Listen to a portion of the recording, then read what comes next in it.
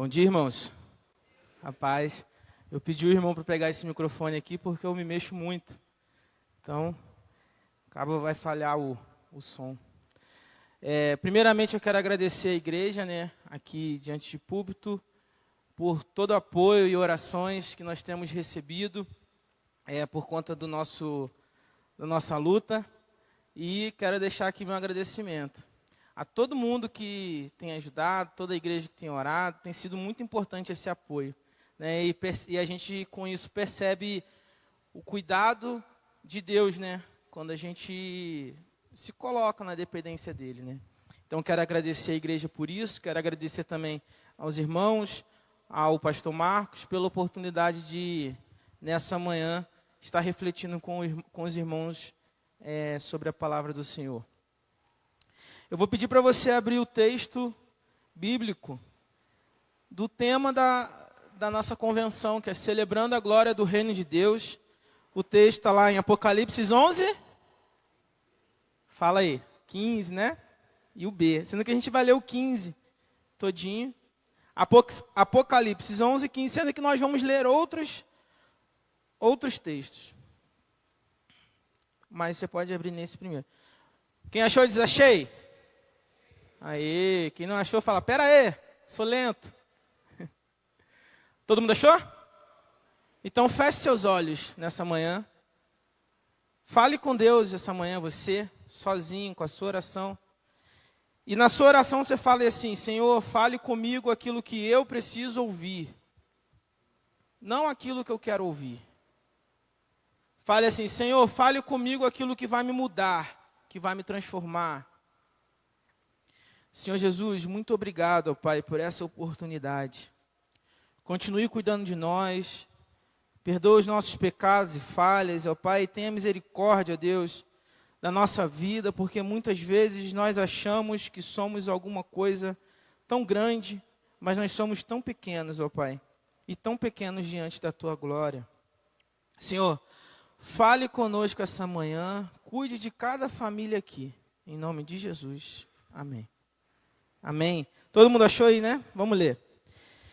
O sétimo anjo tocou a sua trombeta e houve fortes vozes nos céus que diziam: o reino do mundo se tornou de nosso Senhor e do seu Cristo, e ele reinará para todos sempre. E ele reinará. O mundo se tornou. Irmãos, quando a gente lê esse texto, a gente percebe que, olha, e ele reinará. É o futuro, Você pode pensar assim, mas Jesus Cristo não reina? Já reina hoje? Eu não vou entrar na mensagem de hoje na questão escatológica, na questão da vinda do Senhor, dos acontecimentos e tudo mais, mas eu quero pensar na palavra reino e na palavra rei, na palavra reinar. E eu quero deixar uma pergunta para a sua reflexão. Quem tem sido o rei do reino em que você vive? E qual reino você tem vivido? Você consegue responder essa pergunta? A questão chave, central do livro de Apocalipse está no versículo 1. A revelação do nosso Senhor Jesus Cristo. A revelação de Jesus Cristo. Ele começa o livro de Apocalipse inteiro com essa palavra, revelação de Jesus Cristo. Por que a chave do livro?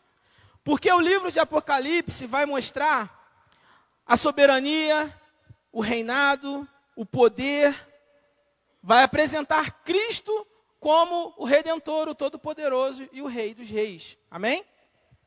E no versículo 8 do capítulo 1, ele fala que ele é o alfa, ele é o ômega. A gente tem aqui, o alfa, o ômega, o princípio e o fim, o Todo-Poderoso.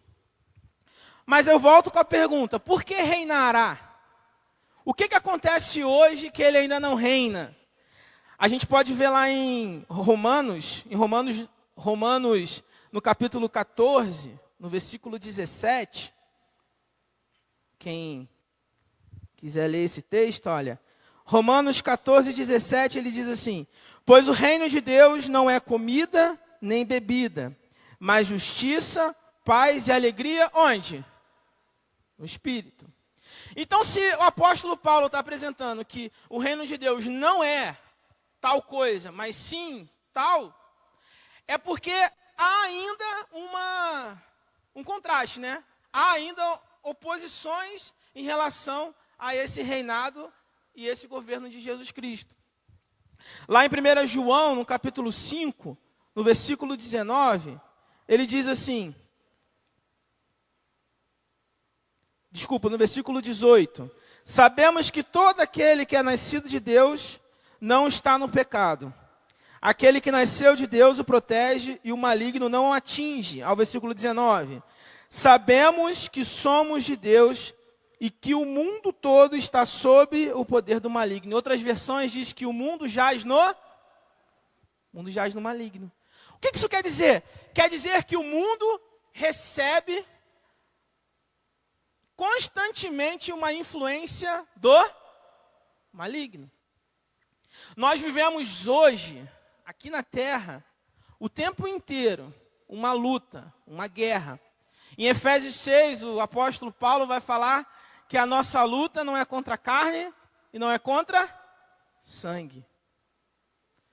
A sua luta não é contra o seu irmão, não é contra o seu vizinho, não é contra o seu chefe, por mais que você fale que eles são chatos e que te atrapalha, né?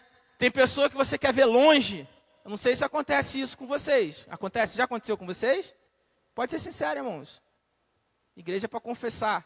Já aconteceu de você ficar com raiva de alguém? Nunca? Poxa, só eu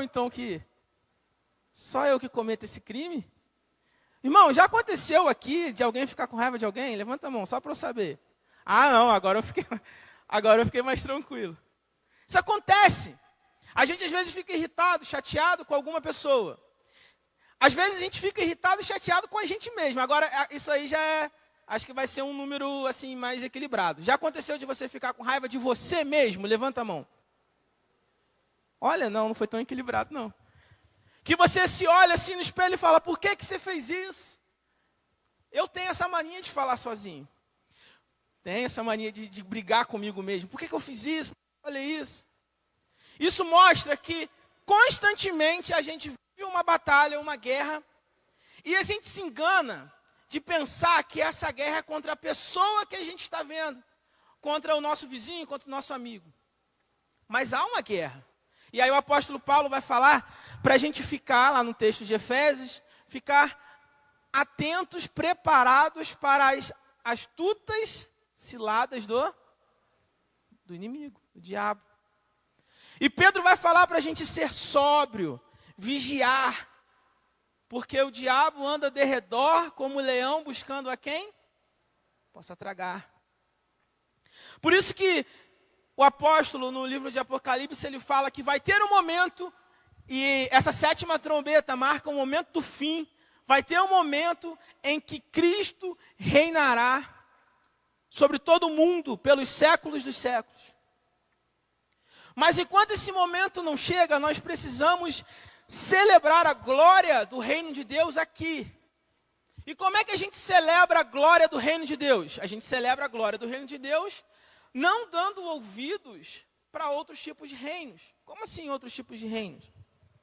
Quando os textos que lemos, do mundo jaz no maligno, e o texto de Romanos, nós podemos perceber que há duas naturezas. E é o que Jesus vai falar para Nicodemos, né? Que necessário é nascer de novo. E ali naquela conversa com Nicodemos, ele fala uma coisa que Nicodemos tem dificuldade de entender. Por que ele tem dificuldade de entender? Como que esse novo nascimento acontece?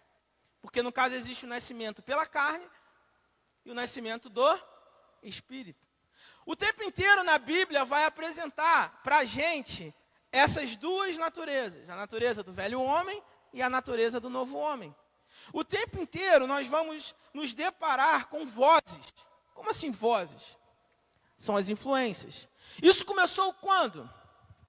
Então de Apocalipse, a gente vai voltar só um pouquinho, que é lá em Gênesis. É só um pouquinho, ó. Aqui está Apocalipse, aí aqui está Gênesis. É muito mais rápido. Vai lá, acharam? Não falei, né? Gênesis 3. A queda do homem. Abre lá para a gente ler uma coisa. E quem acha primeiro aí? Nos Embaixadores do Rei a gente aprende a achar rápido a Bíblia lá. Tem aquelas competições. Gênesis 3. Todo mundo achou? Eu vou ler o versículo 4. Presta atenção.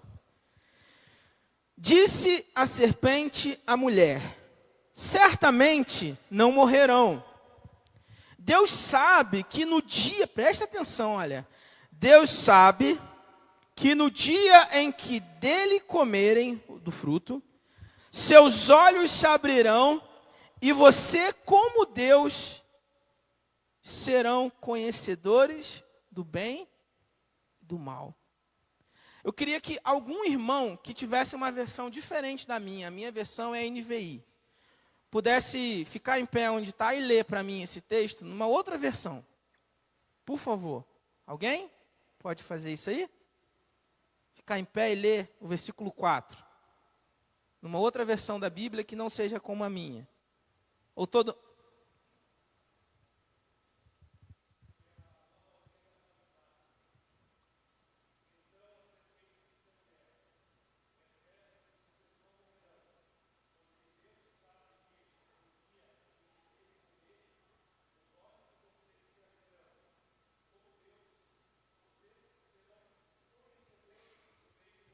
Obrigado, irmão. A partir daí, o diabo, a serpente, né, o inimigo, ele vem colocando no seu coração, no meu coração, no coração da humanidade inteira, um desejo. Sabe que desejo? O desejo de ser como... Fala. O desejo de ser como Deus. Mas você pode pensar, mas pastor, isso é bom, ser como Deus, santo, né?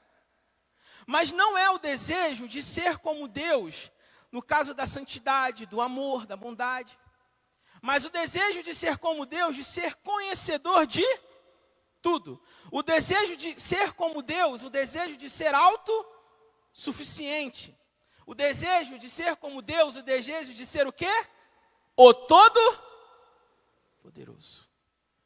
Todo mundo, vou falar todo mundo, você pode falar eu não, mas eu vou falar todo mundo, mesmo que seja inconscientemente, tem um desejo muito pequeno, ou alguns têm um desejo muito grande, de ser idolatrado como Deus.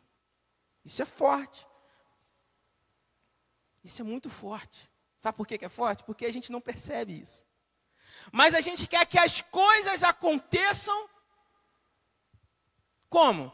Como que a gente quer que as coisas aconteçam? Como nós queremos. As coisas têm que acontecer na hora que eu quero. As coisas têm que acontecer do jeito que eu quero. Vocês acham, irmãos? Eu amo estar aqui nessa igreja, mas vocês acham que eu queria estar aqui nessa igreja hoje? Do jeito que nós estamos? Vocês acham, irmãos? Eu gostaria de estar aqui porque eu conhecia antes os irmãos, aí o pastor Marco me chamou a pregar, aí eu vim, né? Eu não queria estar aqui numa situação de uma filha com tratamento de câncer. Eu queria isso, irmãos. Sendo que aí eu tenho, nesse momento, duas escolhas.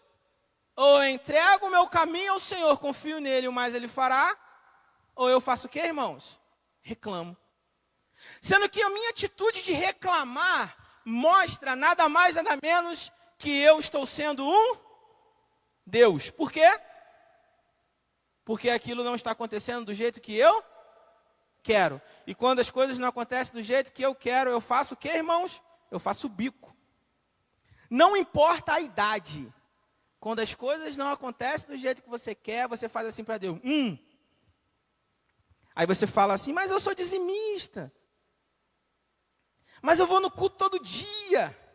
E a Bíblia diz que o sol nasce para justos. Não é verdade?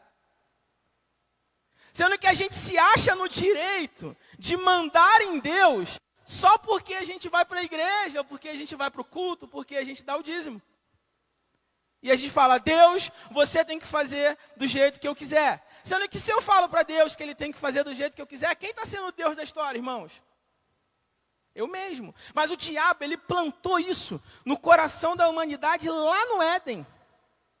A Eva não comeu o fruto porque o fruto era mais bonito ou porque o fruto era mais gostoso. Ela comeu o fruto porque ela queria ser Deus. Adão comeu o fruto porque ele queria ser Deus. E a partir do Gênesis, irmãos, nós passamos a viver numa luta com 3 reinos. Às vezes a gente fala só de 2, que é o reino das trevas e o reino da luz. Sendo que a gente tem o nosso próprio reino. Ué, mas pastor, como assim? Tudo que a gente faz é culpa do diabo. Abre para mim, por favor, em Atos 5:3. Atos 5:3.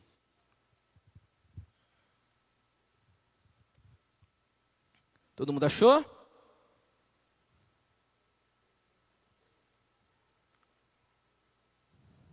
Olha, o apóstolo Pedro estava falando com Ananias. Ele diz assim: então perguntou Pedro, presta atenção, Ananias, como você, presta atenção nessa palavra, ó, como você permitiu que Satanás enchesse o seu coração ao ponto de você mentir ao Espírito Santo e guardar para si parte do dinheiro que recebeu? Prestaram atenção? Um exemplo das 2 vozes ali, a voz do ser humano, a voz de Satanás agindo juntas, está aqui em Atos 5:3. O apóstolo, ele exorta Ananias e mostra que a ação que ele cometeu, que o diabo influenciou para que ele cometesse, não tirou de Ananias a sua responsabilidade. Perceberam? Ele fala: Ananias, por que você permitiu isso? Ou seja, em outras palavras, por que você deu ouvido para isso? Muitas vezes a gente faz uma coisa errada, aí a gente comete um pecado, e aí a gente vai seguir a palavra do Senhor que diz que é para a gente confessar os pecados a Deus, não é? Que Ele vai purificar de toda injustiça. Sendo que a gente vai confessar para Deus: Senhor, Tu sabe como é que o inimigo é sujo, como é que o inimigo é traiçoeiro, e por causa do inimigo, por causa do diabo, eu menti. E aí a nossa oração, a gente coloca 100% de culpa do que a gente cometeu do diabo. Então eu fico imaginando Deus pensando: mas então você está confessando o que se você não pecou? Se quem pecou foi o diabo. O que ele vai fazer, irmãos, além de te colocar, fazer com que você ache que você é um Deus, ele vai fazer com que você não precise, em nenhum momento, aceitar que você é pecador. E é isso que ele faz com o ser humano. A grande dificuldade do ser humano com Jesus Cristo é que Jesus Cristo apresenta um modelo de santidade inalcançável para nós. E esse modelo de santidade só é alcançado através do poder do Espírito Santo. E a Bíblia diz que o Espírito Santo é quem convence o homem do pecado, da justiça e do juízo. Sendo que Jesus Cristo vai falar que para segui-lo é necessário negar. E aí começa aquela luta que eu falei no início dos reis. Para você seguir a Cristo, é necessário, ele fala, negue-se a si mesmo. Qual é o ser humano que quer negar a si mesmo? Qual é o ser humano que quer matar o seu eu, matar as suas vontades, matar os seus desejos? Isso é uma afronta para ele. Porque ele acha e colocaram no coração dele, desde o nascimento dele, que ele é autossuficiente. Ele não precisa de ninguém. O ser humano vive assim. Os números existem, muitas vezes, para fortalecer essa ideia de idolatria. Por exemplo, quanto maior a conta bancária, mais idolatrada essa pessoa é, e mais autossuficiente ela se sente. Hoje em dia, na nossa era da internet, quanto maior o número de seguidores, mais idolatrada a pessoa é e mais autossuficiente ela se sente.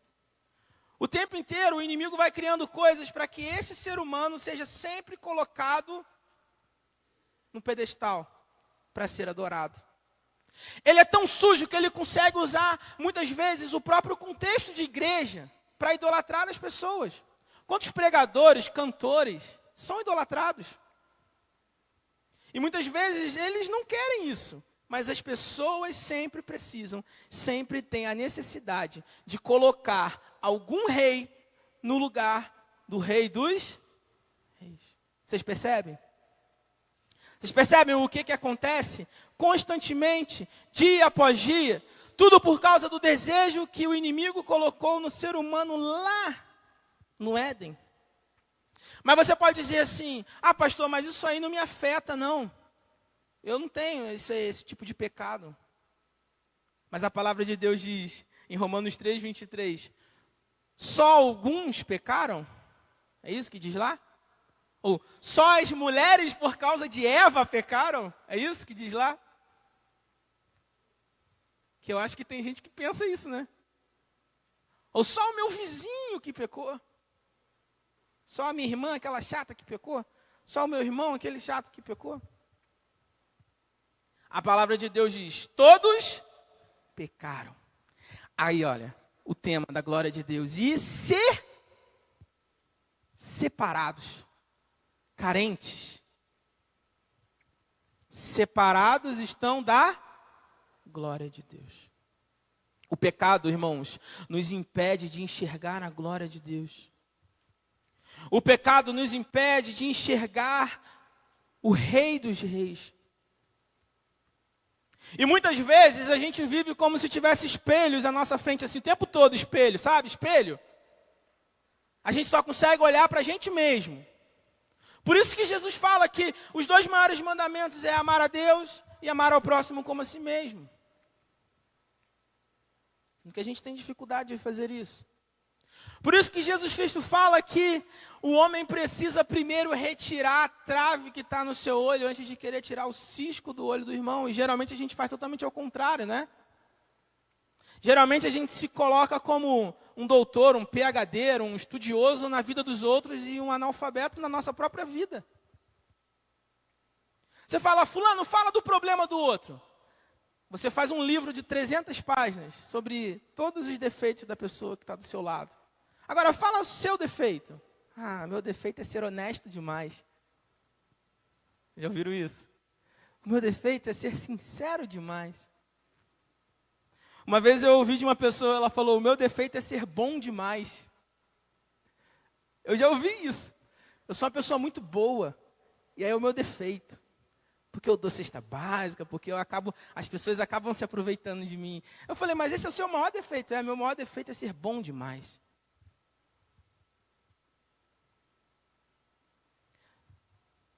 Irmãos, mas vai chegar o dia. Vai chegar o dia. O que vai acontecer? Que o reino do mundo vai se tornar, se tornou de nosso Senhor.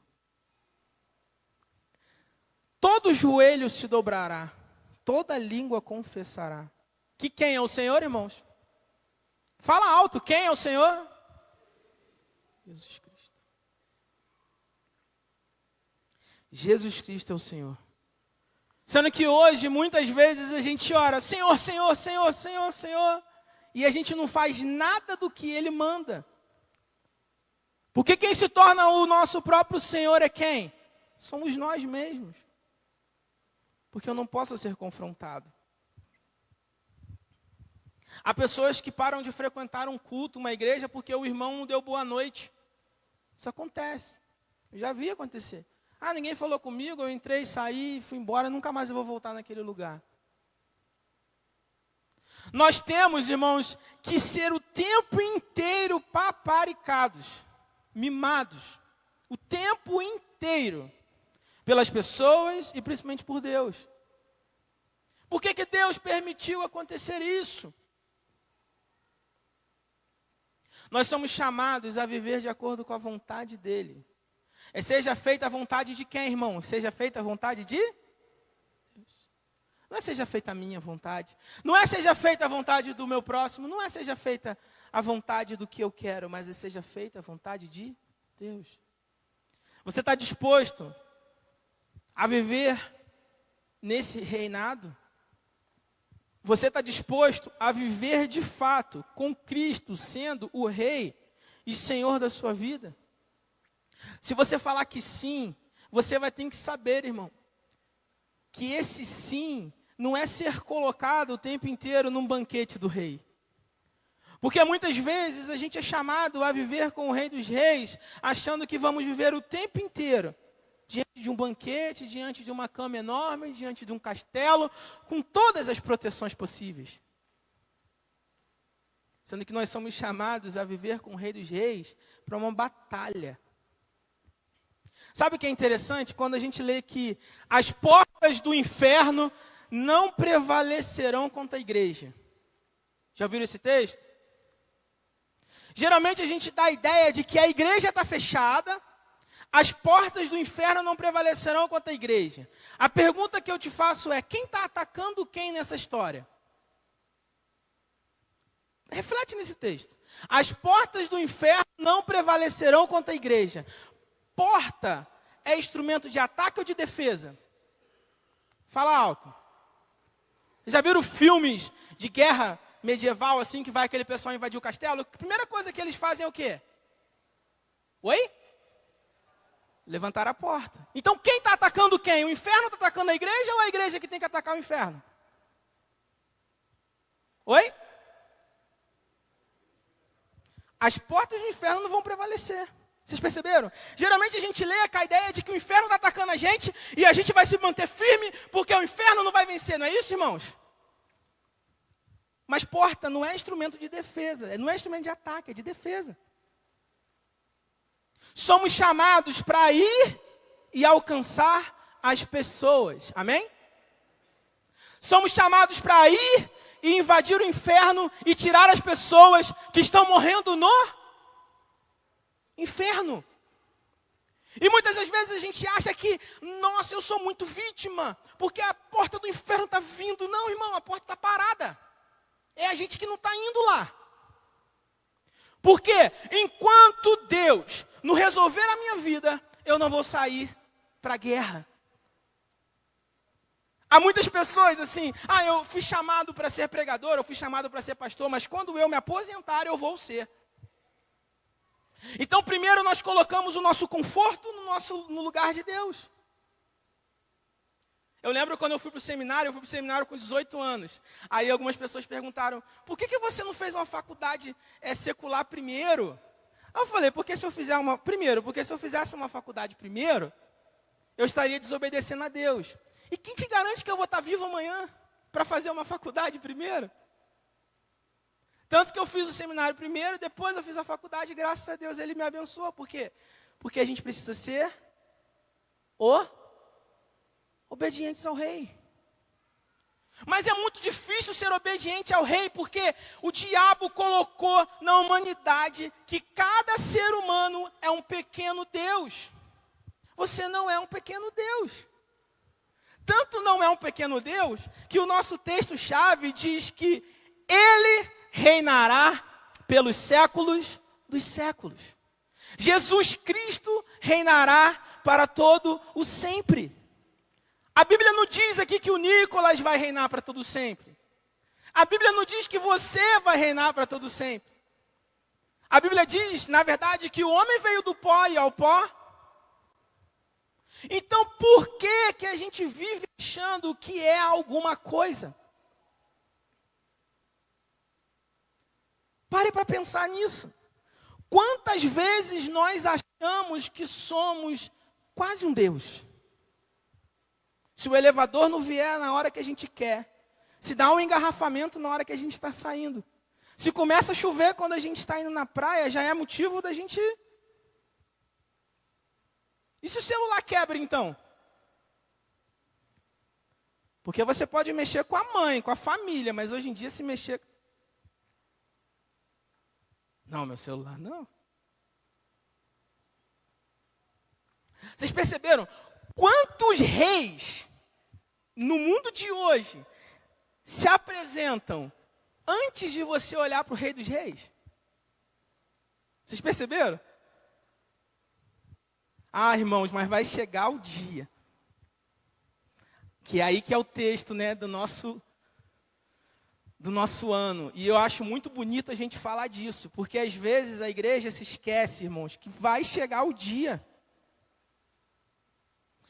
E Pedro já alertou isso lá na carta que ele escreve, dizendo para que as pessoas não ficassem assustadas, porque um dia é como 1000 anos e 1000 anos é como um dia, porque o tempo, nosso tempo, não é o tempo de Deus, é diferente. Mas vai chegar o dia que ele vai vir com poder e glória para levar todos aqueles que reconheceram que ele é o Rei dos Reis. Amém? E esse reconhecimento, ele tem que mudar algo dentro de mim. Não adianta eu pronunciar com boca que ele é o Rei dos Reis e viver como se eu fosse o rei.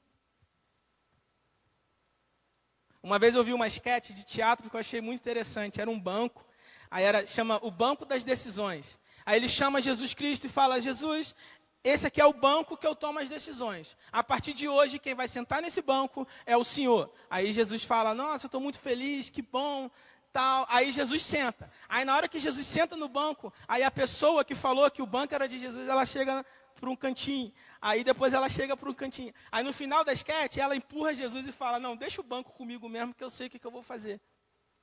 Geralmente a gente vem num domingo, aí ouve uma palavra, ouve o coral, ouve uma música linda, a gente está chorando daqui, e a gente fala: a partir de agora, Jesus é o Senhor da minha vida, amém. E sai vibrando.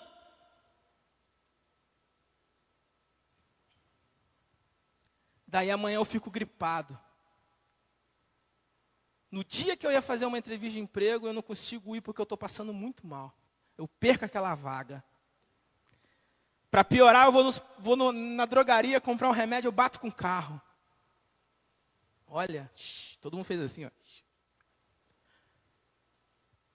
Eu falo: Jesus, esse negócio do Senhor ser o Senhor. Porque há um apelo, irmãos, muito grande de vitória na terra, de vai impactar, de que vai fazer, de que... Não acontece. Sendo que nós somos chamados a viver em obediência ao Rei dos Reis. Estou acabando, irmãos.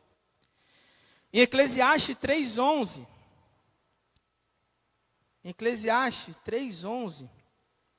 diz assim: Eclesiastes 3:11. Ele fez tudo apropriado ao seu tempo. Também pôs no coração do homem o anseio pela eternidade. Mesmo assim, ele não consegue compreender inteiramente o que Deus fez. Ele colocou no coração do homem um desejo profundo pela eternidade.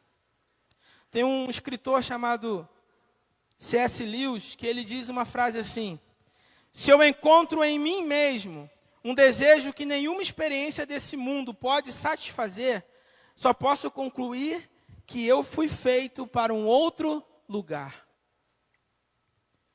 Tanto essa frase quanto o texto de Eclesiastes diz que nós não fomos feitos para esta terra. E muitas vezes nós vivemos como se só existisse essa terra. A palavra de Deus diz para que a gente coloque a nossa mente em Cristo. Fixe nossa mente, fixe os nossos olhos ao Rei dos Reis. Irmãos, diversos textos vão falar que precisamos colocar em nosso coração o quê? O céu, a eternidade, o reino de Deus. O reino de Deus, ele começa aqui, com o nosso arrependimento, como Jesus Cristo diz para Nicodemos. Mas vai chegar um tempo em que o reino de Deus, de Cristo, vai se fazer plenamente sobre a vida de todos aqueles que viveram Jesus Cristo como Rei dos Reis. Todo aquele que Cristo alcançou. E nós temos que começar agora, celebrando a glória do reino de Deus. Para que a gente continue mais para frente, na eternidade, celebrando constantemente a glória do reino de Deus. Amém, irmãos? Que nós possamos a cada dia confessar os nossos pecados. Que nós possamos a cada dia pedir perdão a Deus. E nunca, irmãos, nunca chegar a pensar completamente que somos rei da nossa vida. Porque não somos rei da nossa vida. Amém? Que Jesus Cristo seja o único rei da nossa vida. Isso começa por mim. Por isso que eu estou pregando isso. Que Deus possa nos abençoar essa manhã. Passa a palavra ao irmão, ao grupo. Agradeço a oportunidade. Deus abençoe a todos.